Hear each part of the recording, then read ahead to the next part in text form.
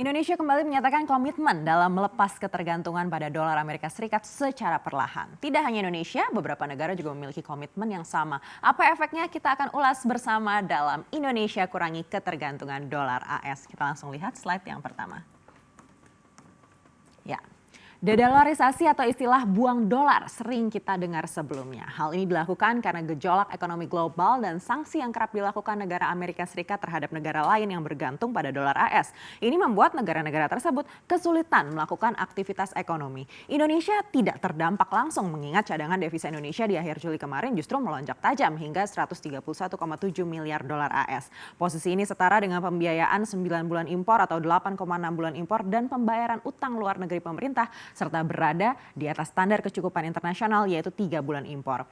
Akibatnya rupiah lebih stabil dan berefek ke investor yang lebih nyaman berinvestasi. Namun sebagai antisipasi Indonesia juga sudah lama menunjukkan komitmen dalam mengurangi ketergantungan pada dolar Amerika Serikat dalam berbagai cara yang dilakukan Bank Indonesia untuk dapat menekan penggunaan dolar AS. Yang pertama adalah JPKI atau Jaring Pengaman Keuangan Internasional yang memadai sebagai second line of defense yang ditujukan untuk mendukung pengelolaan cadangan devisa dalam rangka mengatasi permasalahan neraca pembayaran atau kebutuhan likuiditas jangka pendek. Lalu juga ada LCS alias Local Currency Settlement atau peningkatan penggunaan mata uang lokal. Nah, LCS ini sistemnya kedua bank sentral saling tukar mata uang dengan rate yang sudah disepakati, nanti disalurkan lewat bank terpilih. Uang ini nanti dipakai importir untuk bayar barang impor. Jadi nggak pakai dolar AS lagi. Selanjutnya adalah dengan perjanjian BSA atau Bilateral Swap Agreement dan juga ada BCSA ini atau Bilateral Currency Swap Agreement. Ada lagi LCBSA ini atau Local Currency Bilateral Swap Agreement dan juga kerjasama bilateral repo line. Apa bedanya? Wah, ini panjang sekali jika saya bahas satu persatu di sini. Jadi kita akan highlight saja di BSA dan juga BCSA ini ya. Dan BSA merupakan kerjasama pertukaran mata uang rupiah dengan dolar AS. Kerjasama ini dilakukan untuk mengatasi kesulitan likuiditas akibat permasalahan neraca pembayaran dan likuiditas jangka pendek. Kerjasama BSA ini mendukung upaya menjaga stabilitas makroekonomi dan keuangan di kawasan serta melengkapi jaring pengaman keuangan yang telah ada baik di regional maupun global. Sedangkan kalau BCSA ini merupakan kerjasama suap mata uang lokal kedua negara yang terlibat dalam perjanjian untuk mendukung perdagangan dan investasi antara kedua negara dan tujuan lain yang sudah disepakati kedua belah pihak.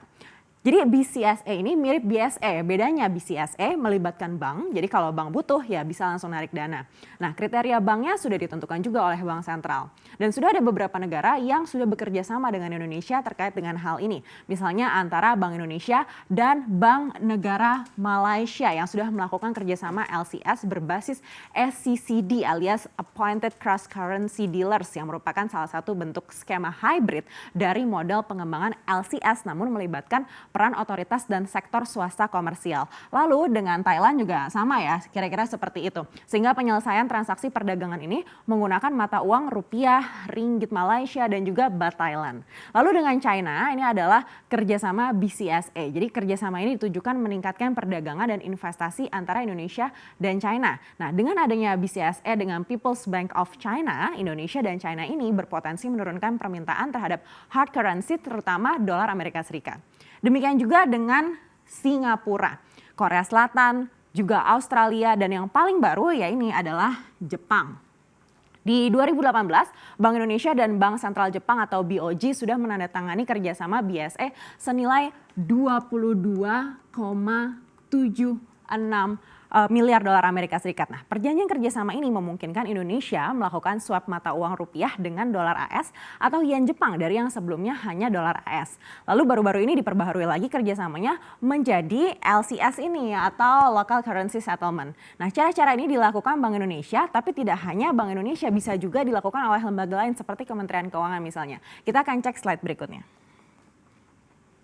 Beberapa hal tersebut diantaranya adalah seperti yang sudah dijelaskan di slide sebelumnya ya. Inisiatif menggunakan mata uang lokal dalam perjanjian bilateral. Lalu berikutnya mengurangi defisit transaksi berjalan atau CAD. Bahkan kalau bisa diupayakan surplus seperti yang juga sudah terjadi di Malaysia, Thailand, Singapura, dan Korea Selatan. Lalu menguatkan nilai tukar rupiah. Caranya membuat pasar keuangan dalam negeri baik pasar saham, surat berharga negara atau SBN dan obligasi ini harus liquid dan dalam. Maksudnya liquid ini kalau ada investor yang mau menyesuaikan portofolionya dari seri satu ke lainnya. Jadi nilai tukarnya tidak begitu besar. Lalu dalam ini maksudnya memperdalam regulasi agar investor semakin nyaman menanamkan uangnya di Indonesia. Sedangkan kalau bagian Kementerian Keuangan untuk menjaga ketergantungan terhadap dolar tidak terlalu tinggi dan nilai tukar rupiah bisa terkendali dengan mengelola fiskal secara optimal begitu ya, melanjutkan langkah reformasi keuangan supaya kinerja transaksi berjalan dalam negeri bisa membaik dan inflasi atau deflasi seperti yang kita alami saat ini juga bisa terkendali. Lalu apa yang diperlukan? Jelas yang diperlukan adalah ini kesiapan Indonesia. Peningkatan fundamental dinilai para ekonomi ini harus terus dilakukan seperti pengembangan infrastruktur, SDM dan juga teknologi. Memang apa sih dampaknya kalau kita bergantung pada dolar AS? Kita akan cek slide berikutnya dan apa resikonya bila kita bersama-sama melakukan dedolarisasi. Ya, bergantung pada dolar AS memang memiliki dampak negatif ya, terutama bila Amerika Serikat menjatuhkan sanksi perdagangan. Ini akan langsung mempengaruhi negara tersebut. Kalau menurut beberapa ekonom, ada beberapa dampak lain yang tidak boleh dipandang sebelah mata. Yang pertama ini adalah tentu peningkatan volatilitas dari mata uang negara berkembang seperti rupiah misalnya. Bila terjadi sentimen negatif yang berkembang di pasar keuangan global, ini akan memicu keluarnya dana asing dari pasar keuangan negara berkembang.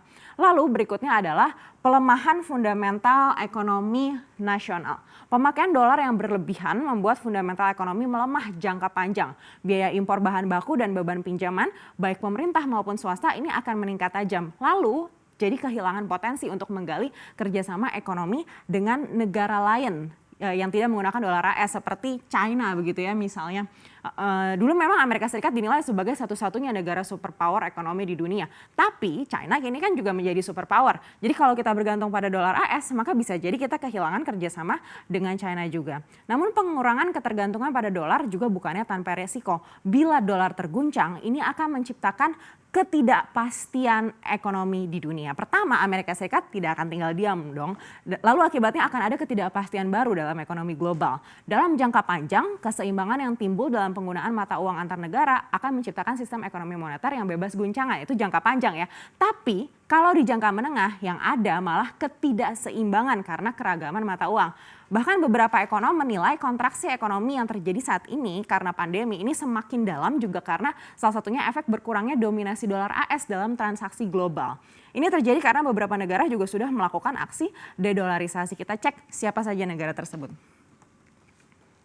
Yang pertama Indonesia ya, jelas sudah saya jelaskan sebelumnya meskipun perlahan tapi sudah banyak langkah yang sudah dilakukan oleh Bank Indonesia. Berikutnya adalah Jepang. Lalu Jepang, perjanjian antara Indonesia dan Jepang juga sudah saya jelaskan di slide yang pertama tadi. Ini merupakan upaya kedua negara untuk mengurangi ketergantungan dengan dolar AS. Lalu berikutnya adalah ini Rusia. Di awal tahun 2019 secara terang-terangan Menteri Keuangan Rusia meminta negaranya membuang kepemilikan Treasury Amerika Serikat dan beralih ke aset yang lebih aman termasuk emas dan juga euro. Rusia juga pemegang 10 besar negara dengan US Treasury.